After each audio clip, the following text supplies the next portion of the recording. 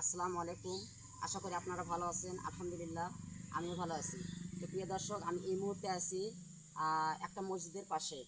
তো এই মসজিদটা দেখতে পাচ্ছেন, এই মসজিদটা ছিল কুয়েতি দেশের অনুদানের একটা মসজিদ। তো প্রিয় দর্শক, এই মসজিদের নামকরণ করা হয়েছিল শিমুলতলি জামে মসজিদ। আসলে এই মসজিদের ঠিকানা হচ্ছে শিমুলতলি জামে মসজিদ, আহ, মধ্য জগন্নাথপুর।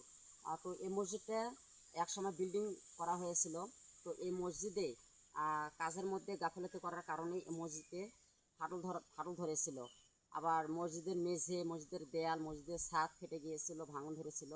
কাজেই এই মসজিদটি ঝুঁকিপূর্ণ হয়েছিল। মুসল্লিগণ এই মসজিদে নামাজ পড়ার খুব রিস্ক ছিল। তাই কর্তৃপক্ষের সিদ্ধান্তক্রমে এই মসজিদটাকে ভেঙে ফেলা হয়। তো আমি আপনাদের দেখাতে চাচ্ছি যে এই মসজিদের যে ইটগুলো ছিল, এই যে আমার ডান পাশে এই ইটগুলো আছে।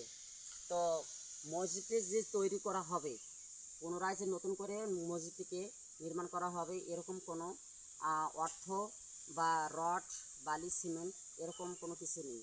তো আমি আপনাদের দেখাতে চাই যে মুসল্লিগণ কত কষ্ট করে নামাজ পড়তেছে। প্রিয় দর্শক, আমি আপনাদের দেখাতে চাই। আহ বন্ধুগণ, আমি এই যে আপনাদের দেখাতে চাচ্ছি যে এই যে টিনের মসজিদ বানানো হয়েছে, এই মসজিদে, এই ছোট্ট মসজিদে মুসল্লিগণ নামাজ পড়ে। এই মসজিদে কিন্তু জায়গা হয় না, মুসল্লিগণ অনেক কষ্ট করে নামাজ পড়ে। তো আমি বলতে চাচ্ছি যে এটা কিন্তু আল্লাহর ঘর। আমি আল্লাহর ঘর নিয়ে ভিডিওটা করলাম। আসলে এই মসজিদের নিজস্ব কোনো সম্পত্তি নেই, আয় অর্থ কিছু নেই। তো আমি বলতে চাচ্ছি যে এই মসজিদের প্রতি আপনারা যদি সাহায্য সহযোগিতা করতে পারেন, আপনারা যদি এগিয়ে আসেন, তাহলে ইহকালে পরকালের জন্য মঙ্গল হতে পারে। তো প্রিয় দর্শক, আপনারা দ্বিমত না করে এই মসজিদের প্রতি একটু দয়া মায়া দেখে আপনারা এগিয়ে আসেন। এই আশা ব্যক্ত করে আমার ভিডিও যদি ভালো লেগে থাকে তাহলে ফলো করে দিবেন, শেয়ার, কমেন্ট, লাইক করে দিবেন। তো আপনারা সবাই ভালো থাকেন, সুখে থাকেন, আমার জন্য দোয়া করবেন, আমিও আপনাদের জন্য দোয়া করব। আল্লাহ হাফেজ, ভালো থাকবেন।